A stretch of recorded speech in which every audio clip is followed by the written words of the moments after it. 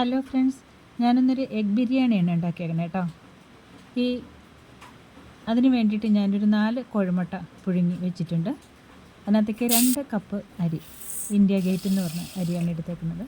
നന്നായിട്ട് കഴുകി, നന്നായിട്ട് തിരുമ്മി കഴുകണം. നന്നായിട്ട് കഴുകിയതിന് ശേഷം ഞാനിത് കുക്കറിലൊന്നുമല്ല വേവിച്ചേക്കുന്നത് കേട്ടോ, പാത്രത്തിൽ തന്നെ വേവിച്ചെടുക്കുകയാണ് ഇത്. അപ്പോൾ അതിനകത്തേക്ക് പട്ട, ഗ്രാമ്പൂ,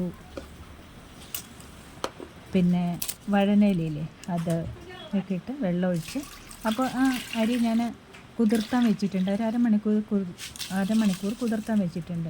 അതും ഇതിനകത്തേക്ക് ഇട്ട് കുറച്ച് നാരങ്ങ നീര്, കുറച്ച് ഓയില്, ഉപ്പും കൂടി ഇട്ട് വേവിച്ചെടുക്കാം. ഇതാകുമ്പോൾ നമുക്ക് വേവ് നോക്കി വാങ്ങാമല്ലോ. കുക്കറിലാകുമ്പോൾ എനിക്കത് അത്ര ശീലമില്ല.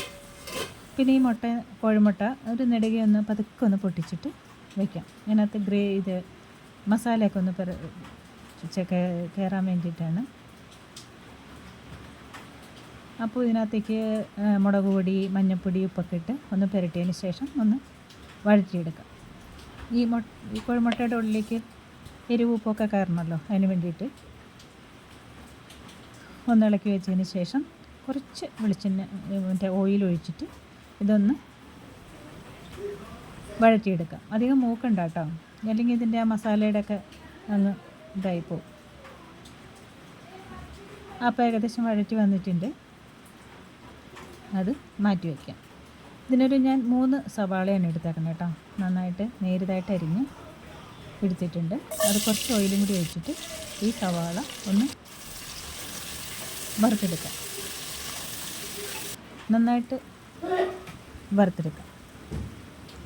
അതിൻ്റെ കൂടെ കുറച്ച് നെയ്യും കൂടി ഒഴിച്ചിട്ടുണ്ട്. സവാള മൂക്കാനായിട്ട് ഇച്ചിരി നേരം വേണം. ഉപ്പൊന്നും ഇട്ടിട്ടില്ല കേട്ടോ. അങ്ങനെ സവാള ഏകദേശം മുരിഞ്ഞ് തുടങ്ങിയിട്ടുണ്ട്. കുറച്ചധികം നമുക്ക് മാറ്റി വയ്ക്കണം ലാസ്റ്റ് ഇടാൻ വേണ്ടിയിട്ട്. അപ്പോൾ കുറച്ചധികം നിന്ന് കോരി വെച്ചതിന് ശേഷം ഒരു തക്കാളി അടിച്ചു വെച്ചിട്ടുണ്ട്. അത് ഇതിനകത്തിട്ട് ഇളക്കി അതിൻ്റെ പച്ചമണം മാറുന്നവരൊന്ന് ഇളക്കിയിട്ട് മല്ലിപ്പൊടി, മുളക് പൊടി, ഗരം മസാല, ഒരു മഞ്ഞൾപ്പൊടി, ശകലം പെരുംജീരകത്തിൻ്റെ പൊടിയും കൂടി ഇട്ടിട്ടുണ്ട്. അതൊക്കെ കൂടി നന്നായിട്ട് ഇളക്കി അതിൻ്റെ പച്ചമണമൊക്കെ മാറണം. പിന്നെ പട്ട, ഗ്രാമ്പൂ ഒക്കെ ഇട്ടിട്ടുണ്ട്. പിന്നെ വെളുത്തുള്ളി, ഇഞ്ചി ചതച്ചിട്ട് നന്നായിട്ടൊന്ന് ഇളക്കിയിട്ട് അതിനകത്ത് തൈര് ഒഴിക്കണം. അതിൻ്റെ ഒന്ന് വാടിയതിന് ശേഷം അധികം പുളിയില്ലാത്ത കുറച്ച് തൈര് കൂടി ഒഴിച്ച് നന്നായിട്ട് ഇളക്കി എടുക്കാം.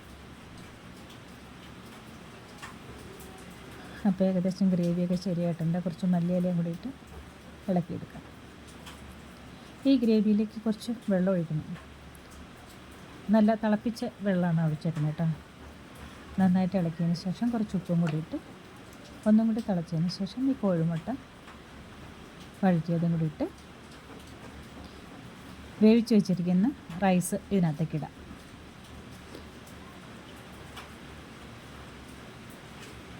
കുറേശ്ശെ റൈസ് ഇട്ട് അത് മുഴുവൻ ഇട്ട് നല്ല തട്ടിപ്പൊത്തി വെച്ചതിന് ശേഷം ഒരു 10 മിനിറ്റ് നമുക്കത് അടച്ച് വയ്ക്കണം കേട്ടോ. അപ്പോൾ ഇതുപോലെ റൈസ് മുഴുവൻ ഇതിനകത്ത് ഇട്ടിട്ടുണ്ട്. പിന്നെ എന്താണെന്ന് വെച്ചാൽ ഒരിച്ചിരി പാലിൽ ഞാൻ മഞ്ഞൾപ്പൊടി കലക്കി വെച്ചിട്ടുണ്ട്, കളറ് കിട്ടാൻ വേണ്ടിയിട്ടാണ്. പക്ഷേ ആ കളർ ഇതിന് കിട്ടിയില്ലായിരുന്നു. പിന്നെ കശുവണ്ടി, കിസ്മിസൊക്കെ വറുത്ത് വെച്ചിട്ടുണ്ട്, അതൊക്കെ ഇട്ട് അടച്ചു വെച്ച് ഒരു 10 മിനിറ്റ് മൂടി വയ്ക്കാം. അപ്പോൾ അത് ശരിക്കും ദം ബിരിയാണി പോലെ ശരിക്കും അങ്ങോട്ട് സെറ്റായി കിട്ടും. നല്ല സ്വാദുള്ള ഒരു എഗ് ബിരിയാണിയാണ് കേട്ടോ. പിള്ളേർക്കൊക്കെ എന്ന് വെച്ചാൽ അധികം എരിവൊന്നുമില്ല. കോഴിമുട്ട ആയതുകൊണ്ട് എല്ലാവർക്കും ഭയങ്കര ഇഷ്ടമാണ്. അപ്പോൾ ഏകദേശം സെറ്റായിട്ടുണ്ട്. നമുക്കൊരു പാത്രത്തിലേക്ക് മാറ്റാം.